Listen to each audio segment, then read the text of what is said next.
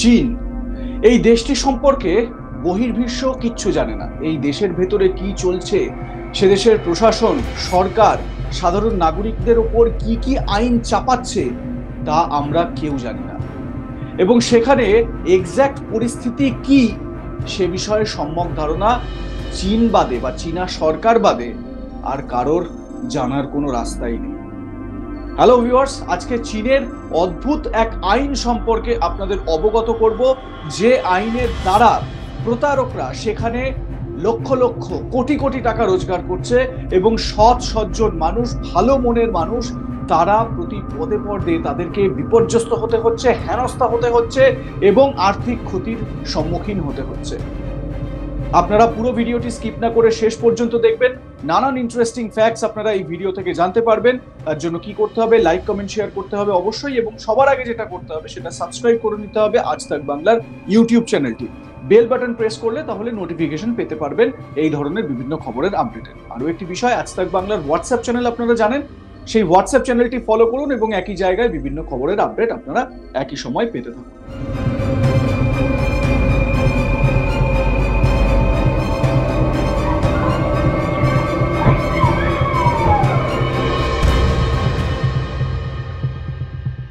আপনাদের শুরুতেই কয়েকটা ভিডিও দেখাই, ভিডিওগুলো ভালো করে দেখুন, তারপর আমি আলোচনায় আসছি।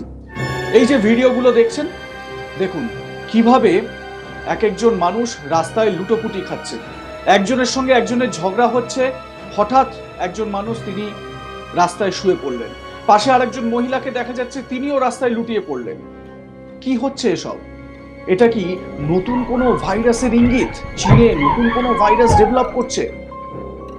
ওয়েল ফ্রেন্ডস, আমরা জানি যে কোভিডের যে সূচনা, সেই সূচনা স্থল এই চীনের উহানের কোনো একটি ল্যাব থেকে করোনা ভাইরাসের যে জীবাণু, সেই জীবাণু ছড়িয়ে পড়েছিল এবং তারপর সারা বিশ্ব সেই করোনার জাঁতাকলে পিষতে পিষতে একেবারে পরিস্থিতি খারাপ হয়ে গিয়েছিল। যদিও এখন করোনা থেকে আমরা অনেকটাই মুক্ত এবং করোনার যে পরিস্থিতি সেটা এখন অতীত, কিন্তু চীনে এটা কি হচ্ছে? নতুন করে কোনো ভাইরাসের কি জন্ম নিয়েছে সেখানে?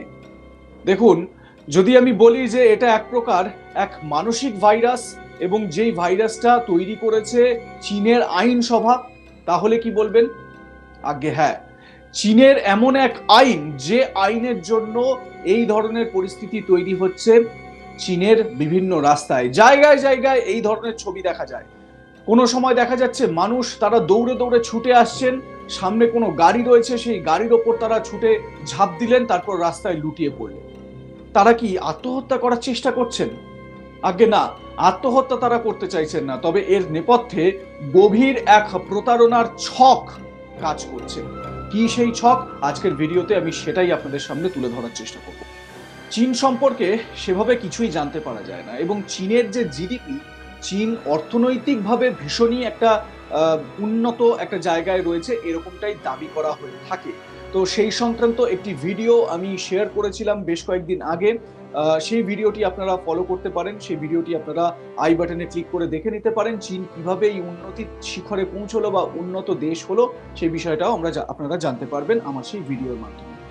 তবে বলে রাখি, চীনের যে জিডিপি, সেই জিডিপি একেবারে ফেক বলে দাবি করা হচ্ছে। তার কারণ চীনের যিনি প্রাইম মিনিস্টার এবং তিনি প্রেসিডেন্ট জিনপিং এর থেকে অনেকটাই অন্য ভাবধারার একজন মানুষ, তিনি সম্প্রতি শেয়ার করেছেন যে চীনের যে জিডিপি, সেই জিডিপি সম্পর্কে ভুল তথ্য দেওয়া হচ্ছে বিশ্বকে। তার কারণ চীনের জিডিপি যা তার থেকে, মানে যেটা সারা বিশ্ব জানে, সেই জিডিপির থেকে অনেক কম জিডিপি চীনের। এটা সার্বিকভাবে বড় একটা বয়ান। চলে যাই 1986 সালে, 1986।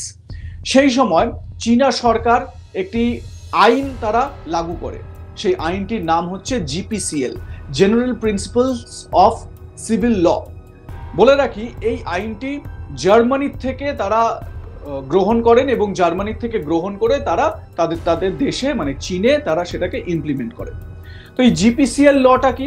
জিপিসিএল যেটা বলা হচ্ছে আর্টিকেল 119 বা আর্টিকেল 119, এটা খুব গুরুত্বপূর্ণ। এবং এই আর্টিকেল 119-এ বলা হচ্ছে, যদি কোনো প্রাইভেট কার, যদি কোনো গাড়ি কোনো একজন সাধারণ নাগরিক বা যে কোনো মানুষকে চীনের তাকে ধাক্কা মারে, তাহলে সেই ব্যক্তিকে, সেই যে প্রাইভেট কারের মালিক যিনি বা ওই গাড়ির মালিক যিনি, তাকে ওই ব্যক্তির যে চিকিৎসার খরচ রয়েছে সেই চিকিৎসার খরচ তো বহন করতেই হবে, তার পাশাপাশি ওই ব্যক্তির আগামী দিনের জন্য সমস্ত ফিনান্সিয়াল যে ক্রাইসিস তৈরি হবে তার দায়ভার গ্রহণ করতে হবে।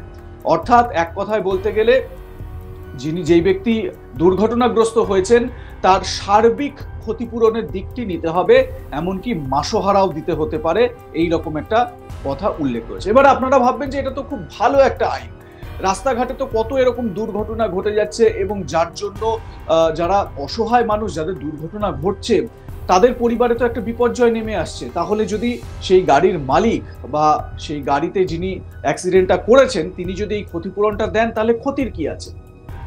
শুনতে এটা খুব ভালো লাগলেও এর নেপথ্যে যে সামাজিক অবক্ষয় তৈরি হয়েছে চীনে, সেটা প্রচন্ড ভয়ঙ্কর। এবং এই জিপিসিএল কে হাতিয়ার করে প্রতারকরা তারা একেবারে সেজে গুজে উঠেছে এবং তারা প্রতারণার ছক এমন ভাবে সাজাচ্ছে যেন মনে হচ্ছে যে এটা দুর্ঘটনা, গাড়িতে অ্যাক্সিডেন্ট হয়েছে বা কোনো মানুষের সঙ্গে মারামারি হয়েছে, সেই মারামারিতে তিনি আহত হয়েছেন এবং তার সুযোগ নিয়ে জিপিসিএল ল এর আর্টিকেল 119-এর সুযোগ নিয়ে সেখানকার মানুষ বা বলা ভালো প্রতারকরা তারা কাঁড়ি কাঁড়ি টাকা এঁটে চলেছেন। কিভাবে এবারে বলি। প্রতারকরা সবসময় এটার মধ্যে একটা সুন্দর অপরচুনিটি দেখছে। কিভাবে দেখছে? তার কারণ হচ্ছে গিয়ে জিপিসিএল ল বলে দিচ্ছে যে যদি দুর্ঘটনা ঘটে তাহলে সেই গাড়ির যিনি মালিক তিনি পুরো ক্ষতিপূরণ বহন করবেন। এবারে 2006 সালের একটি ঘটনা বলি। 2006 সালের 20শে নভেম্বর এক বয়স্ক মহিলা, তার নাম জু শাওলিন, তিনি সরকারি যে বাস সেই বাস থেকে নামছিলেন। নামার সময় তিনি পা ফসকে পড়ে যান এবং বেশ কিছুক্ষণ সেখানে পড়ে থাকেন। তাকে ধরার কেউ ছিল না, তাকে হসপিটালে নিয়ে যাওয়ার কেউ ছিল না। সেই সময় এক সজ্জন ব্যক্তি পেং লু তিনি গাড়ি নিয়ে আসছিলেন এবং সেই সময় তিনি তার দয়া হয় এবং তিনি ওই বৃদ্ধ মহিলাকে গাড়িতে করে নিয়ে যান এবং নিজের থেকে হাজার হাজার ডলার খরচ করে তাকে হসপিটালে ভর্তি করেন, তার প্রাইমারি যে ট্রিটমেন্ট, প্রাথমিক যে চিকিৎসা, সেই চিকিৎসার বন্দোবস্ত করেন।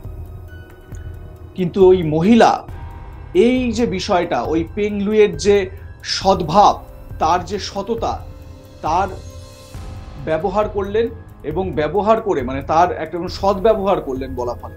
সদ্ব্যবহার করে পেং লুয়ের থেকে 6.5 লক্ষ টাকা তিনি দাবি করলেন। কি জন্য? তার কারণ হচ্ছে গিয়ে এই জিপিসিএল, চীনের এই অদ্ভুত আজব আইনের জন্য। সেই মহিলাটি জু শাওলিন তিনি এমনটাই পুলিশের কাছে দাবি করলেন যে ওই ব্যক্তি পেং লুই তাকে টাচ করেছেন, তার জন্যই তিনি অসুস্থ হয়ে পড়েছেন, তার জন্যই তিনি সেখানে ওরকম ভাবে পড়েছিলেন এবং সেই কারণেই নাকি পেং লুই বাধ্য হয়ে তাকে হসপিটালে নিয়ে গিয়েছেন। এবারে প্রত্যক্ষদর্শী সেখানে বেশ কয়েকজন ছিল। সেখানে একজন ট্রাফিক সার্জেন্ট ছিলেন, তিনিও আদালতে তার বয়ানে বলেছেন পেং লুই ভীষণই সজ্জন এক ব্যক্তি, তিনি জু শাওলিনকে হসপিটালে নিয়ে যান, এমনটাই বয়ান দিয়েছিলেন ওই ট্রাফিক সার্জেন্ট। কিন্তু আদালত, আইন সে কথা শোনে না। এত সব কিছুর পরেও ওই জিপিসিএল এর আর্টিকেল 119 এর ধারায় পেং লুইকে 6.5 লক্ষ টাকা ক্ষতিপূরণ দিতে বাধ্য করা হয়। ভাবুন একবার, যেরকম আমরা টাইটেলে দিয়েছি যে প্রতারকরা কাঁড়ি কাঁড়ি টাকা পাচ্ছে আর সৎ ব্যক্তিরা পদে পদে মার খাচ্ছে। আপনাদের কি মনে হলো এই গল্পটা শুনে? যদিও এটা গল্প নয়, এটা সত্যি এবং এই সত্যি, এই নির্মম বাস্তব চীনের সামাজিক ব্যবস্থাকে একেবারে কুড়ে কুড়ে খাচ্ছে। সাম্প্রতিক সময়ে বেশ কয়েকটি ইনসিডেন্ট এরকম ঘটেছে যে যেখানে একটি দুর্ঘটনা ঘটেছে, সত্যি সত্যি একটি দুর্ঘটনা ঘটেছে। এক বৃদ্ধকে একটি গাড়ি ধাক্কা মেরেছে, তারপর সেই গাড়িটি কিছুটা পেছনে গিয়ে সেই বৃদ্ধের ওপর 2-3 বার গাড়ি চালিয়ে দিয়েছে সেই বৃদ্ধের মৃত্যু নিশ্চিত করার জন্য। ভাবতে পারছেন কতটা সামাজিক অবক্ষয় তৈরি হয়েছে চীনে? এমনিতেই চীন এমন একটি দেশ, সেখানকার কোনো কথাই বাইরে আসে না, যেরকম আমি আপনাদের আগেই জানিয়েছি। এবারে ভাবুন যে সেইখানের সামাজিক ব্যবস্থা বা মানুষের মধ্যে যে হিংস্র ভাব সেটা কতটা, বা নির্দয়তা, সেই নির্দয়তা কিরকম ভাবে প্রকাশ পাচ্ছে। একজন বৃদ্ধা তিনি দুর্ঘটনাগ্রস্ত হয়েছেন, তাকে আর্থিক ক্ষতিপূরণ দিতে হবে এবং তার আজীবন ভরণ পোষণের ব্যবস্থা করতে হবে বলে সেই গাড়ির চালক বা গাড়িতে যিনি রয়েছেন তিনি তাকে পিষে দিয়ে চলে গেলেন, মেরে দিলেন। তিনি জানেন যে এর জন্য তাকে ম্যাক্সিমাম কয়েক হাজার ডলার ফাইন দিতে হবে, তার হয়তো কারাদণ্ড হবে কয়েক মাসের জন্য বা কয়েক বছরের জন্য, কিন্তু এই যে আর্থিক ক্ষতিপূরণ সারা জীবনের জন্য সেটা তো দিতে হবে না। চীনের এই ভয়ঙ্কর আইন সে দেশের সমাজ ব্যবস্থাকে একেবারে শেষ করে দিচ্ছে। আপনারা কি মনে করেন জানাতে ভুলবেন না কমেন্ট সেকশনে আপনাদের মতামত, এবং অবশ্যই আপনারা আপনাদের যদি কোনো আইডিয়া থাকে তাহলে সেটা আমার সঙ্গে শেয়ার করতে পারেন। সেরকম হলে যদি সেখান থেকে সেরকম ভালো আইডিয়া লাগে তাহলে আমি অবশ্যই সে বিষয়ে ভিডিও বানানোর চেষ্টা করব, এবং শেয়ার করুন আমাদের ভিডিওগুলো। এবং আমাদের যে সমস্ত টপিকগুলো নিয়ে আমরা আলোচনা করছি, আমাদের যে ভিডিওগুলো আপনাদের সামনে আমরা তুলে ধরছি, সেগুলো কেমন লাগছে জানাতে ভুলবেন না কমেন্ট সেকশনে সেই ব্যাপারে লিখুন। আপনারা সাবস্ক্রাইব করে নিন আজ তাক বাংলার YouTube channel, bell button press করতে ভুলবেন না নোটিফিকেশন পাওয়ার জন্য।